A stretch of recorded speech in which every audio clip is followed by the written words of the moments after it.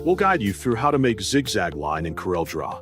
Quick disclaimer, you need to follow this step-by-step guide carefully, because skipping a single step will affect your final result. If this guide helpful, don't forget to like and subscribe. First, don't forget to comment if you still need our help or want to ask something, and we will reach you as soon as possible.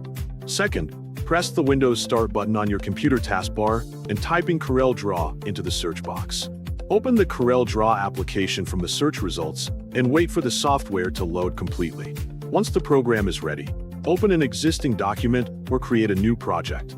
Allow the workspace to finish loading on your screen before continuing. Next, go to the toolbox located on the left side of the workspace. Select either the freehand tool or the two-point line tool from the available drawing tools. Click and drag on the page to draw a straight line in the desired direction and length. Release the mouse button to complete the line.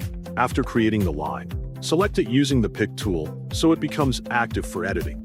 Move back to the toolbox on the left side of the workspace and choose the Distort tool from the available tools.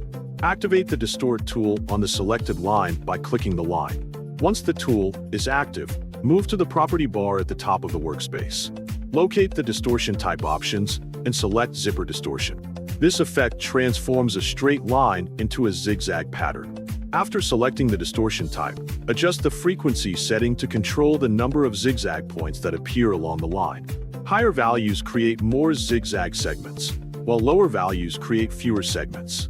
Next, modify the amplitude setting to control the height or depth of the zigzag pattern. Larger amplitude values produce more dramatic zigzags, while smaller values create a subtler effect.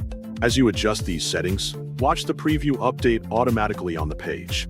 Continue changing the values until the zigzag effect matches the appearance you want. If the line needs to stand out more, open the outline pen settings and modify the line thickness. Inspect the line carefully and make any final adjustments to the distortion settings.